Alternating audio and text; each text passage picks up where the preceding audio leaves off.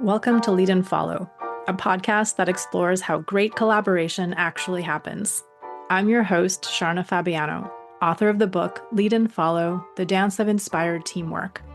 And I'm pleased to bring you the latest research, insights, and learning methods to help you work together better with the people around you.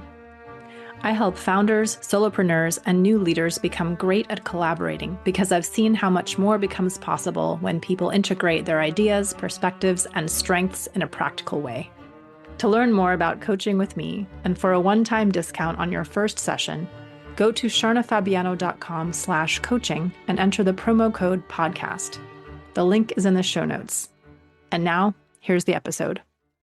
Hello, everyone. This week, I'm speaking with Brian Rook, Assistant Vice President of Training at Lincoln Financial Group.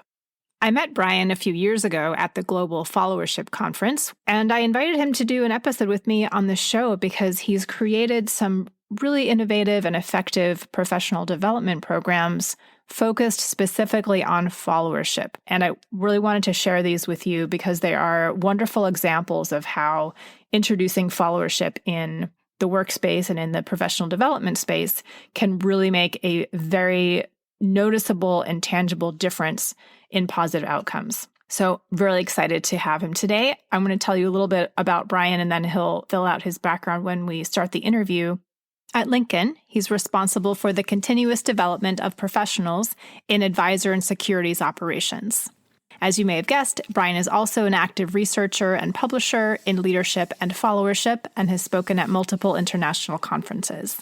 Prior to joining Lincoln, he worked in leadership positions in the healthcare sector. Brian, thank you so much for making time for this. Welcome to the podcast.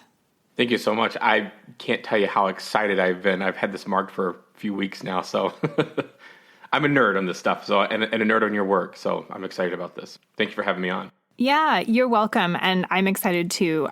We can totally nerd out together on followership. That's why we have the podcast. So I know that you discovered followership when you were doing your PhD research. And so I wanted you to maybe start by just setting the scene a little bit for us before we dive into your professional work. How did you maybe find your way into this field of training and occupational education? And how did followership then influence your thinking at the time you were doing the research?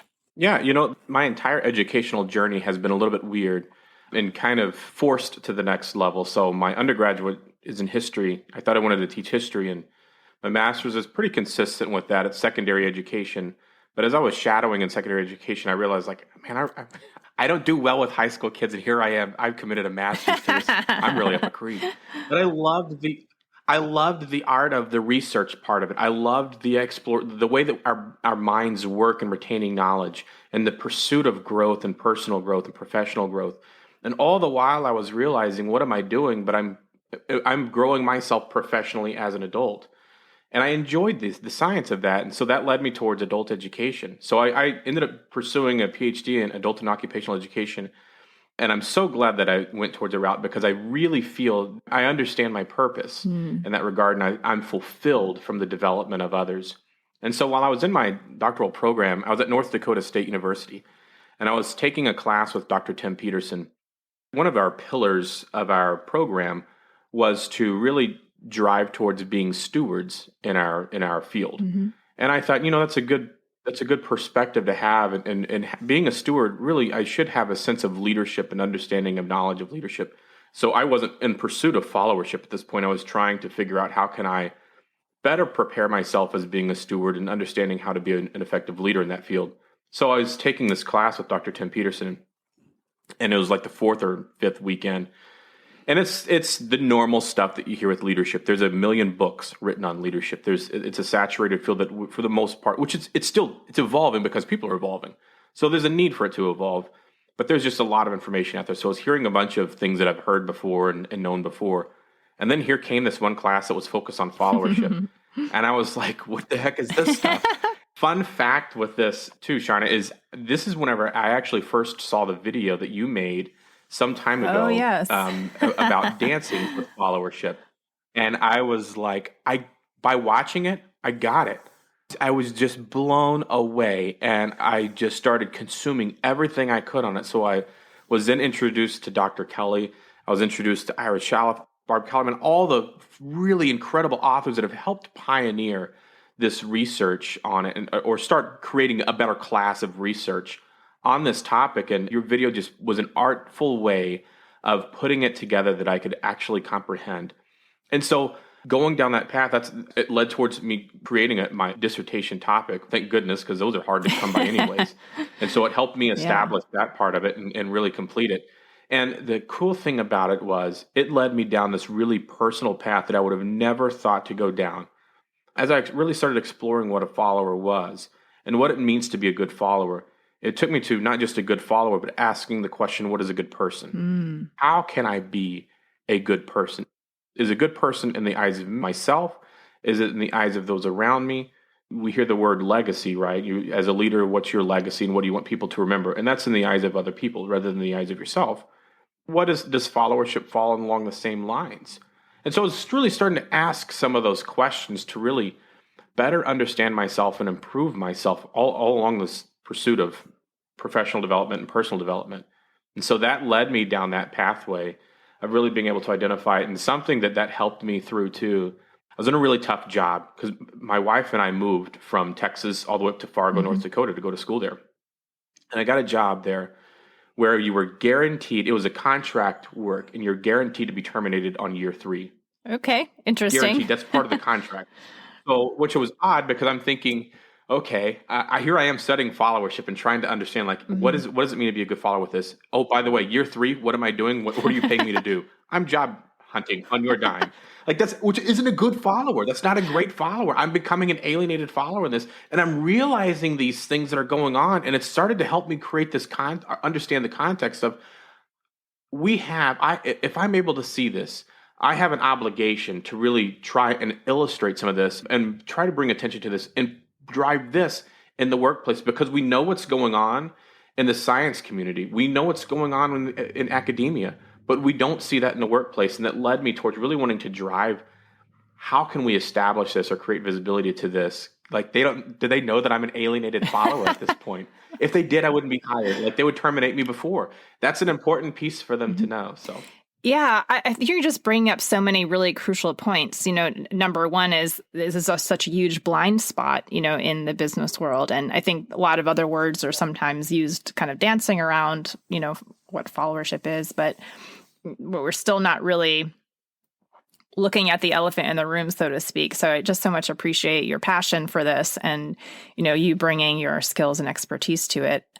The other thing I just wanted to emphasize was your insight around being a good person, and bringing in the idea of followership as a way of, I don't know, I wonder what you think about this, because I sometimes think of, as a dancer, I study both roles, and that has made me feel like a more whole artist, like a more complete and integrated practitioner of this art form. But then I'd also feel the same way, outside dance, where, okay, having this idea of being with people in different ways, both, as a leader, as a person who's expressing ideas and vision, and also someone who's supporting and listening and being attentive, that also kind of makes me this whole person.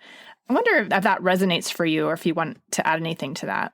Yeah, and it does. And I'm a musician, and I see things in an art form as well. I think probably not as well illustrated as what you see and what you're able to do, but when I can give you a song, I can write a song and deliver a song at its face value, but it doesn't feel as whole as what it could be. And you might not know how whole it could be until you start adding in harmonies. So you add multiple singers to this, and they're accenting notes. And what's fascinating is if you take the Eagles are a really good example. They're a phenomenal, they were a phenomenal group with multiple singers. If you took away 3 of those singers, you would still have the song, but you would lose the artfulness of it. You would lose the passion of it. And I feel like that's what we're getting out of followership. And so from my obligations that I carry with that is recognizing that not every song needs to have that really awesome guitar lick laid down with the best lead over it. Sometimes it's just a soft strum in the background that fills it out, that provides the support that their lead needs to have. And so the same thing occurs in the workplace. When my peers are teaching a class, they don't need me jockeying for the place up front. They need to be making sure that everybody's taken care of in the room so that they genuinely have the focus of the material that needs to be delivered. So it applies to so many different ways. How can I accent what you're doing or provide a harmony to what you're doing rather than trying to fight for that lead or trying to do the same lead? You don't need the same lead. You're already there. The song's established. You need the accenting support to bring rightfulness Oh, it's to so it. beautiful, Brian. I love how you describe that in terms of music, and it makes it really real for me. And it just reminds me of another friend of mine who's he's a VP in a marketing company, and he says, I like being the bass player in the band. I don't need to be like the one calling the shots all the time. Like, I like being part of this team, and I'm like the bass player. I'm just happy there. I have my own theory about bass players. They're always the smartest. They're always the most talented musician. Almost always they are the most talented musician in the group. And it's weird they have a preference for the background because they play with the kick drum. They line up with the drummer. And the drummer holds them accountable and they hold the drummer accountable. But they're almost always the most musically intelligent one. Well, on the stage, I'll pass that on almost for always, sure. yeah. I'll make sure he listens to this episode.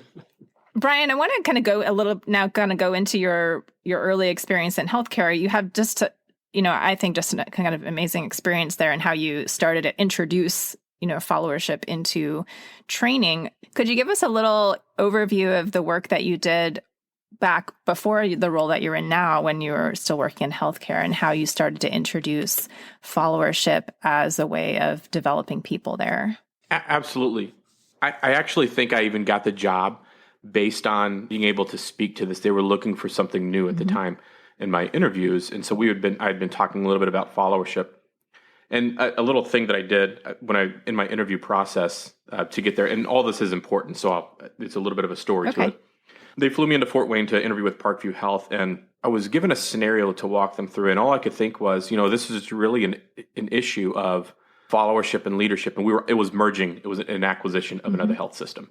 And so we really needed to understand rules, understand expectations when you're moving from one organization to the next, and really establishing how can we equip them to be the best followers in this regard, as well as the best leaders. So being able to flip the switch there. So something that I did is I actually I just said, can I get a volunteer from one of the trainers? And I was playing on the fact that I expected they probably wouldn't do this, but asked them to play tic-tac-toe with me. And while I asked them to play tic-tac-toe, in front of everybody, I said, now, do you need me to go over the rules with you? And of course, they wouldn't want me to go over the rules. They know the rules to tic-tac-toe, so they're not going to ask me to go over them. But so while they engage with me, I moved to the next slide where everybody behind us could see the rules of tic-tac-toe, but the person that was participating with me could not see the rules. The objective of the game is to get the other person to get 3 in a row for you to score a point. Which is literally the opposite. Right. So whenever they got 3 in a row, I went and put a mark under mine, and he stopped and he was like, "Wait a minute, what are you doing?" And I said, "I won. So let's do one more, best 2 out of 3." And he was confused. And the whole idea was that a lot of times we think we've played this game before. Yeah. We've played the game before. We have some familiarity, but we won't take the time to learn about others and learn. We don't take the time to listen and learn before we engage.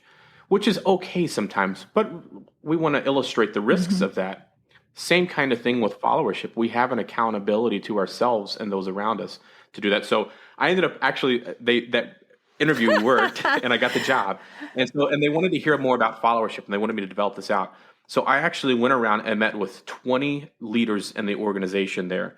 And they ranged anywhere from manager to chief operating officer and all across the organization. I met with 20 of them. And I showed them this slide deck, and it had about 20 slides on it.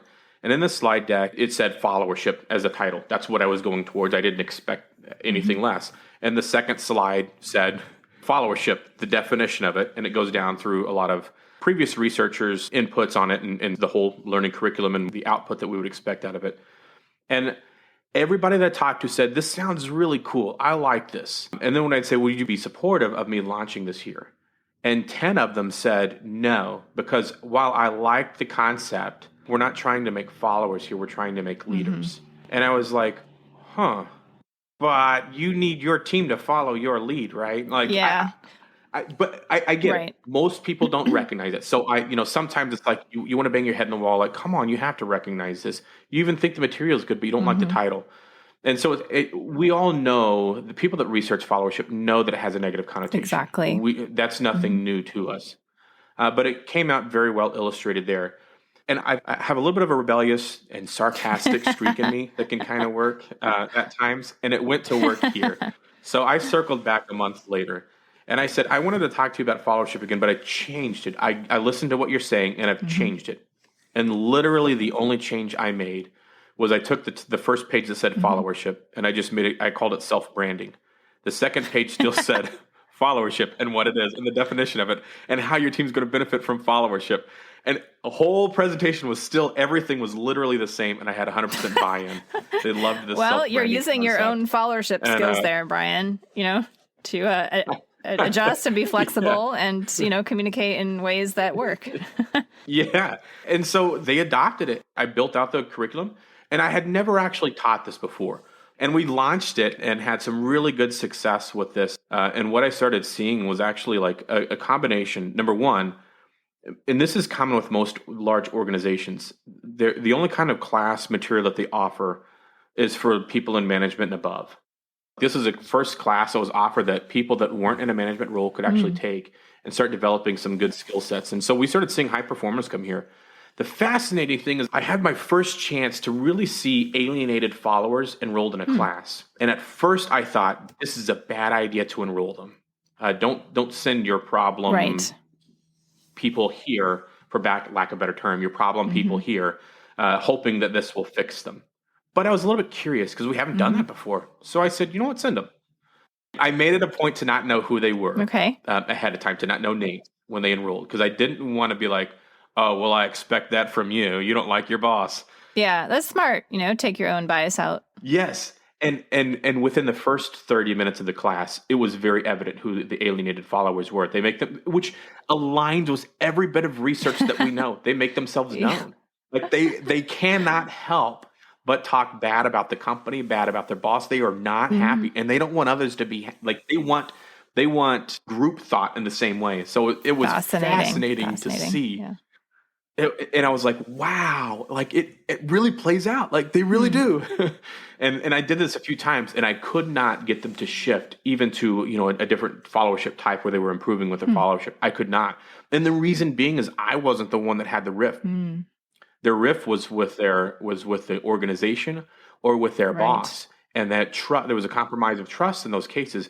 And as an outside person, you can help if you're having some one-on-one coaching over a Hmm. period of time, help them deal with it themselves. But you can't repair what somebody else has damaged or what's been Yeah. damaged, and especially in a class. So I learned a big lesson in there. That like, wow, this is important for us to know in this community. Correct me if I'm mishearing this, but it sounds like where there's a case where there's a breach of trust with particular people or entities, right? So if it's between like an individual and the company, like due to a policy or some sort of action that's been taken, then that's where the repair needs to happen. It can't just come somewhere Yes, else, right? They can't go to another class and then feel better, right? Like wherever the yes. rift happened, that's where it needs to be healed. Is that, It yeah, does. It does. So yes, and so and that's a lesson learned for human resources types of totally. human Yeah. resources and higher levels of leadership to really understand is when you have those individuals that have those rifts. And here's a scary part. Most of the time, and research has supported this too within followership. Most of the time, alienated followers have been exemplary Mm. followers. And that's the scary reality of it is you can have somebody that's an exemplar and something has happened that's compromised the trust and they've shifted Mhm. over. And I think the reason, I don't know if this is true, this is purely assumption.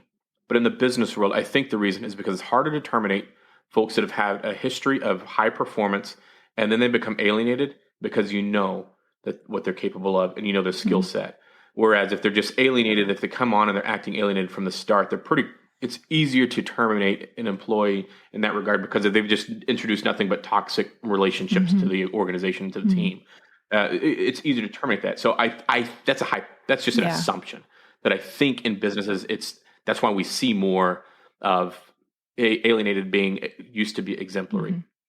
because they're still around because we know you can do this. You do it.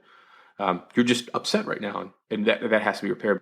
Yeah, which is really a good reminder, and it also puts the accountability on two sides, right? Which feels more accurate to me, Yes. And pardon the language here. If you're Mm-hmm. pissed, you need to talk to them. Don't live in that realm. That's part of being a good Mm-hmm. follower. That's part of being an exemplary follower, is recognizing, look, what you said to me is really upsetting Mm-hmm. to me. And if you don't know it, you're going to continue doing it uninformed. I have to at least Yeah. inform you. Yeah. This collaboration and ownership between leaders and followers. You don't know that I was going to do this, but I've been reading your book, and something that you actually illustrate is a gap in this field between leadership and followership, of knowing, like, how, when we're communicating educational material, what's the follower role and what's the leader role in this? And we don't really illustrate that. If followership's brought up in a leadership book, it's a chapter that's dedicated strictly to Mm-hmm. that. Whereas you actually put that in each section, like each piece has an obligation from followers and an obligation from leaders, and what those roles should be. And I think that's the best way of illustrating this. And that's where a gap exists, is we're not looking at what is strategic thinking from a follower's perspective. What's my obligation as a follower in that? And what's my obligation, my duties as a leader in strategic thinking? We're not presenting information that way that gives the full spectrum of capabilities to a team. Imagine if we did that. I really admire the way you did that with your that book, Lead and Follow, the Dance of Inspired Teamwork. I paused at that and I was like, I could almost go through these chapters and just pull these things out, and like, that's what we need to be teaching.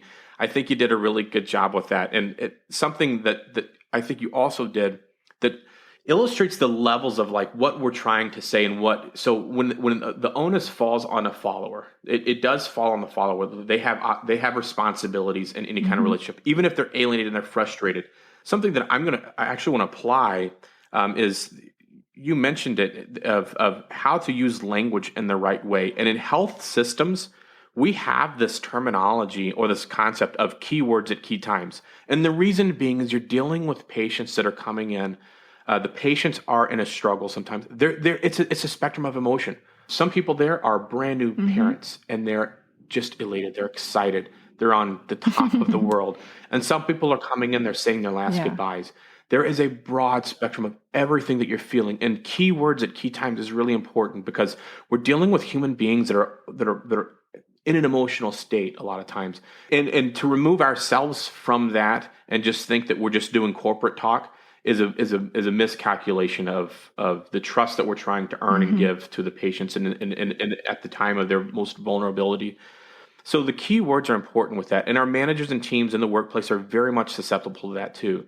So understanding whenever we need to speak out, there's times when we need to mitigate risk and when we need to be assertive. And I really appreciate that you illustrated that, because that's a piece that's missing in the artwork of following, is how do I speak to my manager to let them know that they've offended Mm-hmm. me? How can I mitigate the risk on it if that's all the conversation calls for? And if it needs to have the assertiveness, how do I have the assertiveness in doing that? And that is a hard skill set to have, because it varies with each manager. Yeah.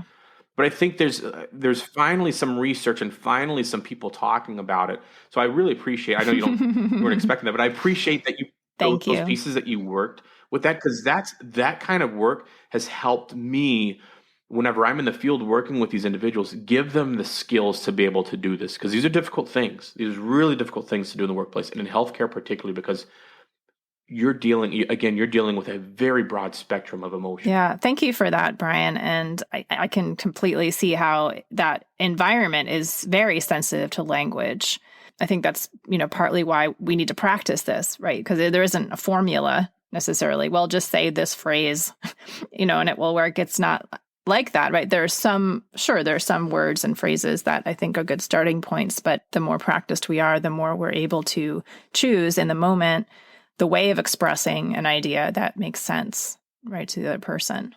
I wonder if you have a few examples of this followership focused program that you developed that you could share. Like, what did you see coming out of it, after you'd worked with people for a while?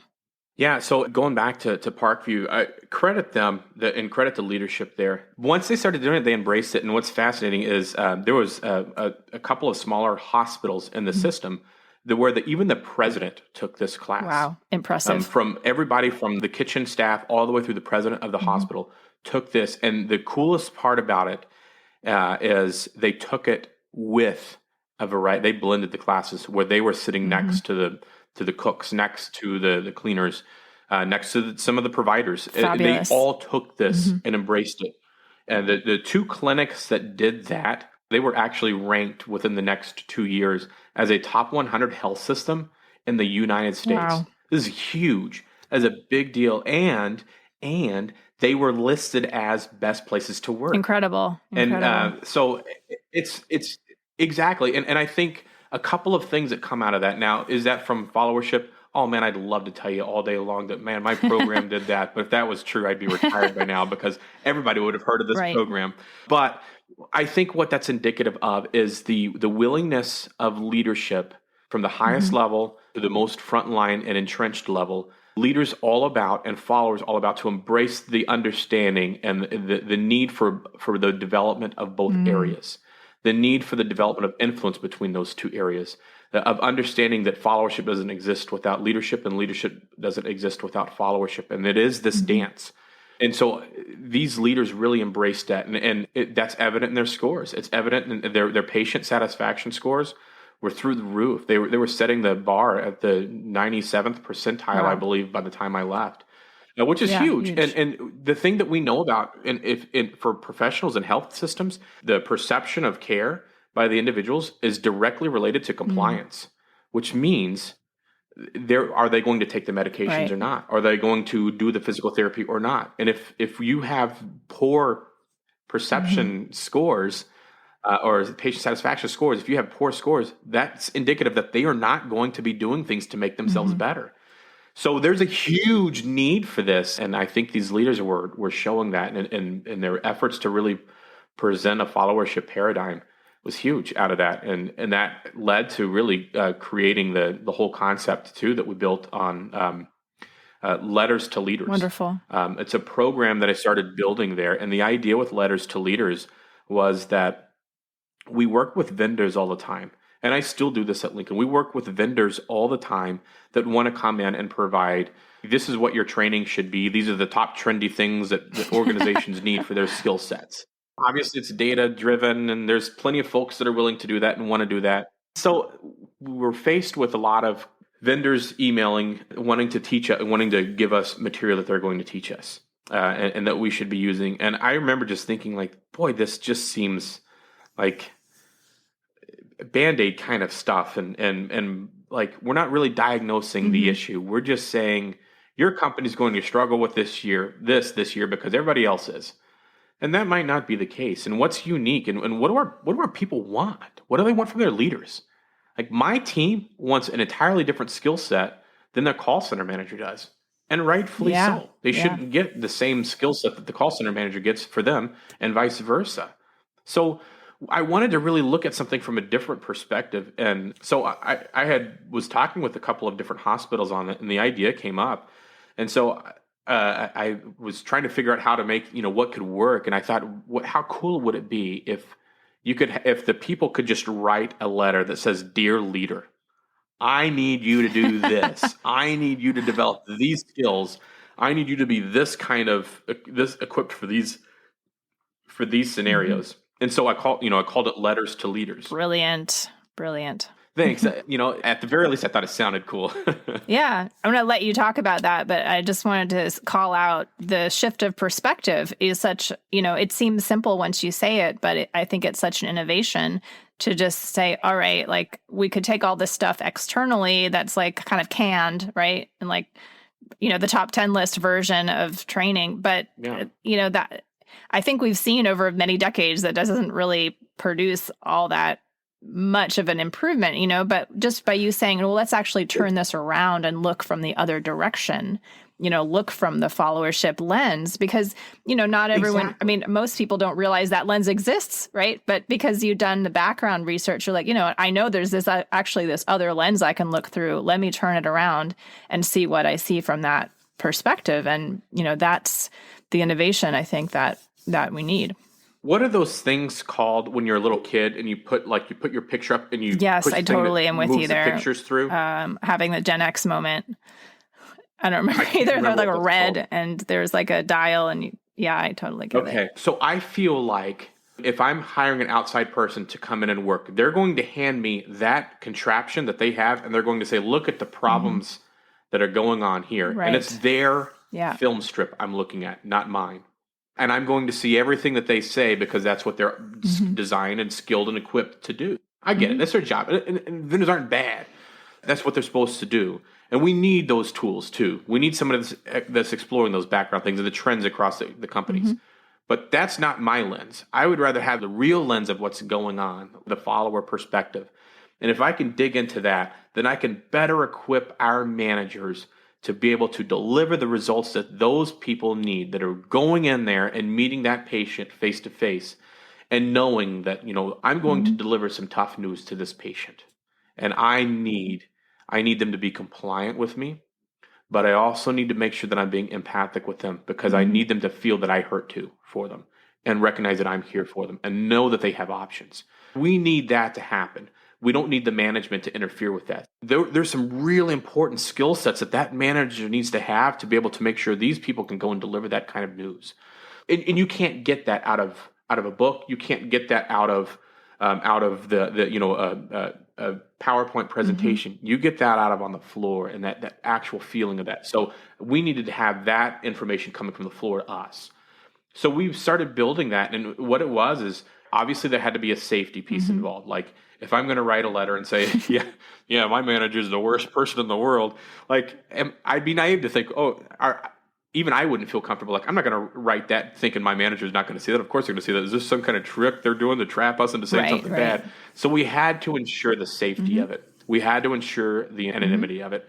So we had them write letters, and we would prompt it. So the prompting would be, what do you look for in a leader? Great. What do you count on whenever you are struggling? Nice. And we're asking these kinds of questions, and they literally just write a response back to that. It can be an email. It can be a handwritten letter. They drop it in a box and then send it to us, and we get it, and we start pulling together themes.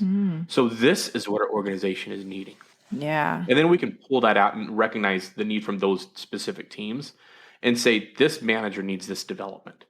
And that goes into their development plan. So we built that, and I piloted that a couple of rounds of letters.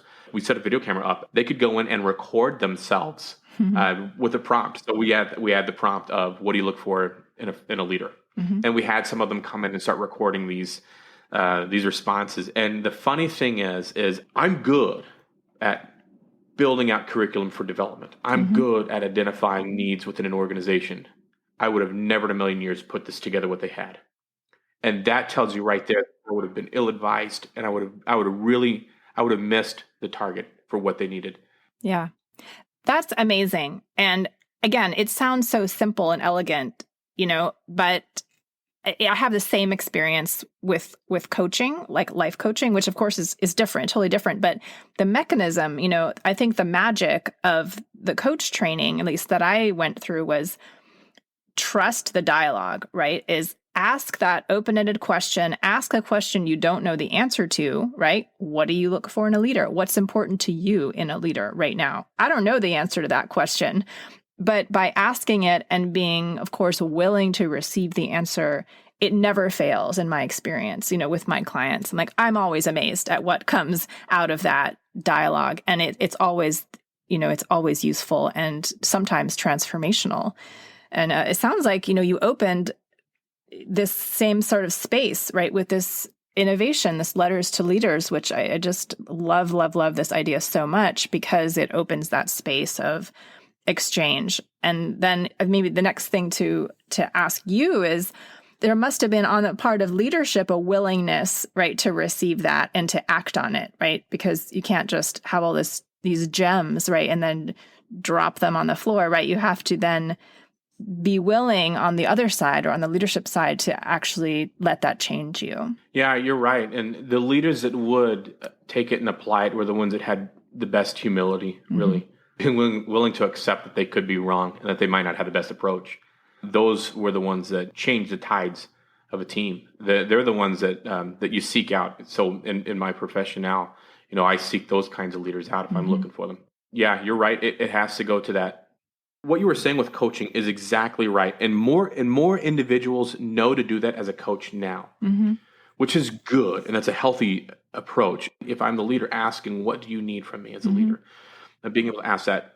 But if there's not a safe environment for that, Right. then organizational development departments or learning and development departments could build something like this or implement something like this that allows a way of going around that provides a little bit safer of an environment. And then they have that material themselves. It's fascinating because they'll build that into a leader to ask, but then learning and development teams don't ask that themselves. They don't solicit that information themselves. And if they do, the most common practice for a needs analysis in learning and development and in business industry is to go to the managers. You're still missing the ones that need exactly. that have the demand and the direct impact of that. So we're still missing that. That's not the practice. And that needs to be the practice. Yeah, I hear it.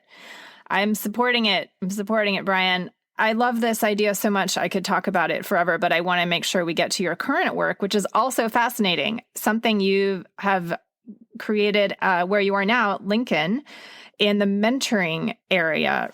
Could you tell us a little bit about that? Yeah. So I've been mentoring this individual for a couple of years now, and this guy's a rock star. He's going to be leading an organization someday.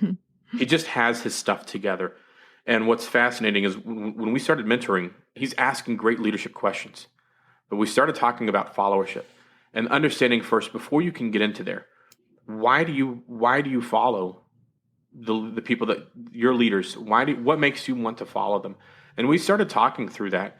And he started really focusing more on, he wanted to make sure that first year he was building out this concept of his followership skill set. And he wanted to drive this. And so we started doing that, and then the second part of that first year, we started shifting gears into really, talking about leadership and followership relationship. And we went to this year, and the fascinating thing happened. The guy had an idea, and we tried it, where he wanted to be the leader in the mentorship relationship, and me be the follower, and we shift roles. And there's actually some things that I wanted to develop. I don't know anything about branding and marketing. I made the self-branding class, but that was about followership. That was about self-branding. So I'm actually needing the branding piece. So he started taking on the mentor component of it, and I was the mentee. And what was fascinating out of this was I started, as a student, when I was following his lead, I started realizing, holy cow, I've missed so many things this guy's teaching me because I wasn't looking at it from his lens. I was looking at it from my lens. And this guy took me to school on how to mentor.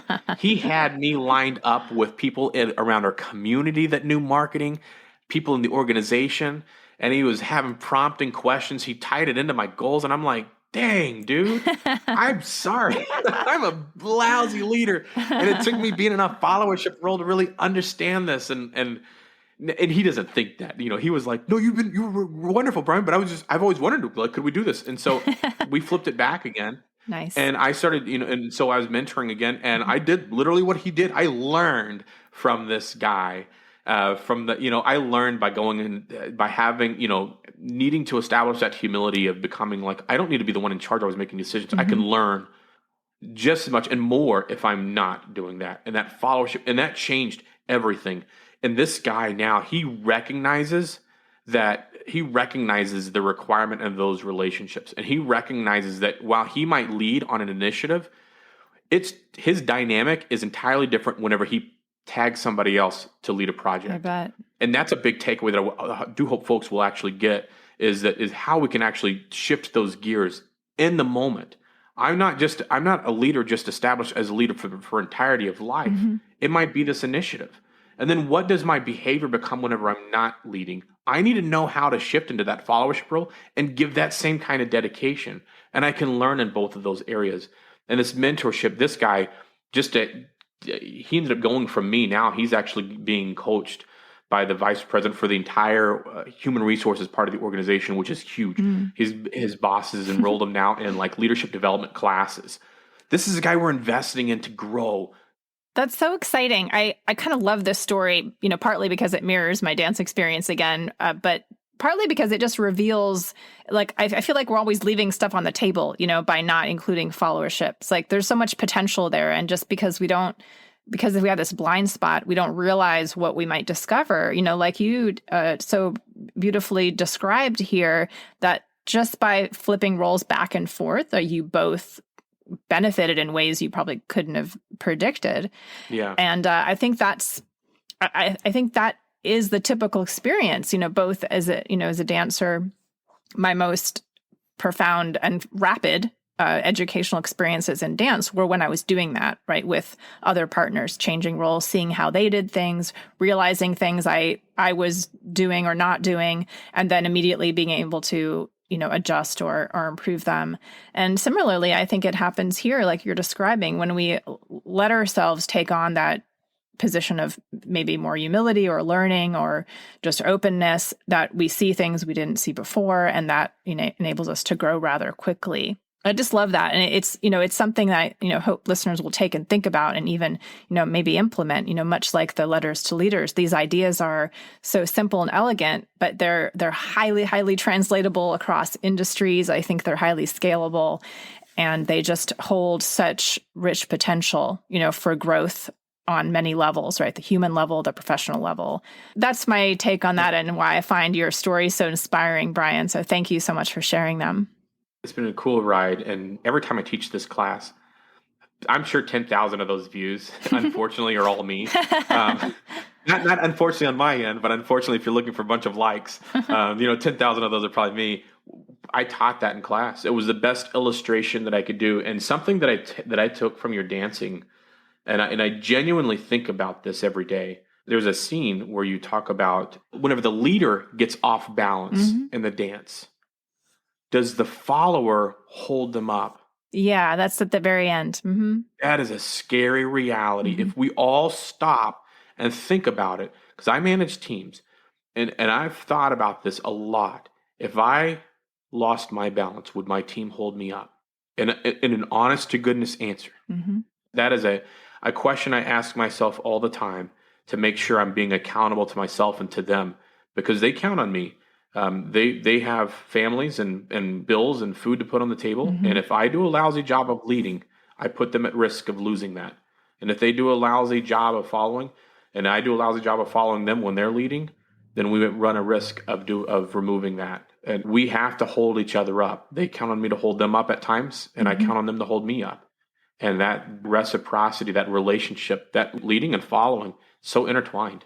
It's so intertwined. Yeah, beautifully said. I think part of the struggle with the language, right, is that we use that word leader to indicate a position, but really what we want is any group or team, even if it's just two people, is that they are both functionally capable of leading and following, right, of supporting and directing, of organizing and, adding those accents. So the whole flow of action, right, within the team is this reciprocal nature, even though we might have titles, right, with that word leader in them. So thank you for highlighting that. And I would love to talk to you all day long, Brian. I think we could just keep geeking out on this, but I want to wrap up, and I want to make sure I ask you this last question for listeners who are curious now, maybe inspired like I am about followership and the flow, between leading and following that makes great teamwork.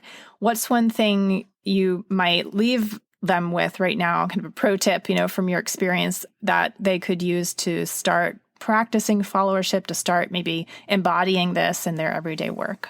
Yeah, so I'm going to frame the response similar to how you are in your book here, of giving what does a leader do and what can a follower do.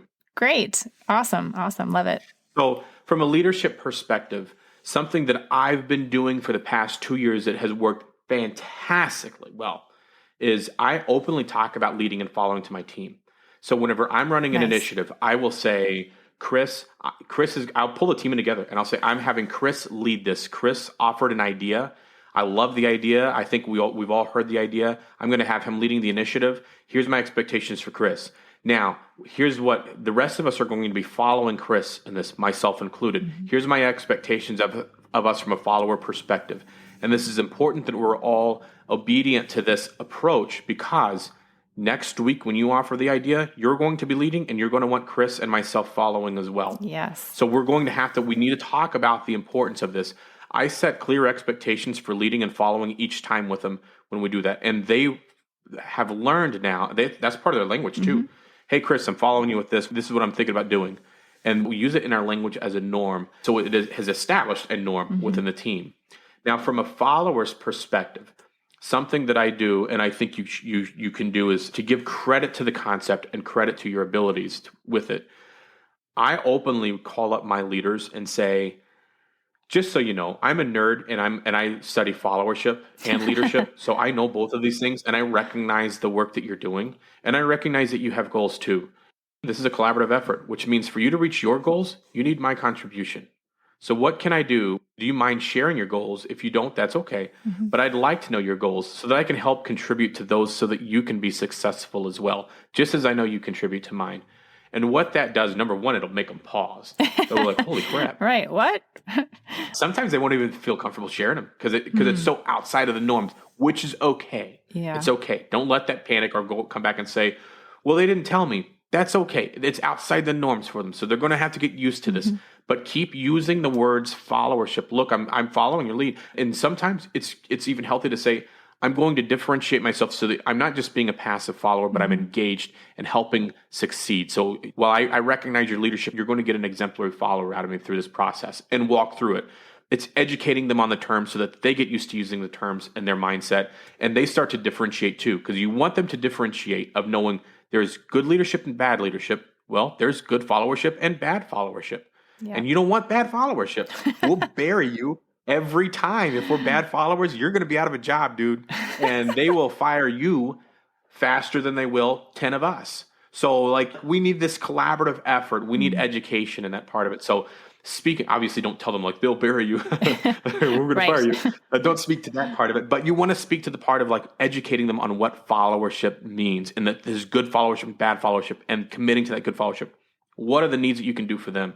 Find that out. Just like they're going to be asking you, do the same thing to them and serve them that way. And it'll be the differentiating factor. Thank you so much, Brian. Those are two very actionable and very impactful suggestions. I love them both. Love that you presented them together. I just want to thank you again for this time and for sharing your stories and your passion and your insights around leading and following. It's really been a pleasure, and I look forward to more in the future. Thank you. And thank you for the work that you're doing. I love the contributions you're making to this world. You have been listening to the Lead and Follow podcast. Special thanks to Glover Gill for composing our music. And a huge thank you to all of you who support the show. It really means a lot. If you enjoyed this episode, please share it with a friend or consider joining the Lead and Follow fan club for as little as $3 a month. There's a link at the bottom of the show notes.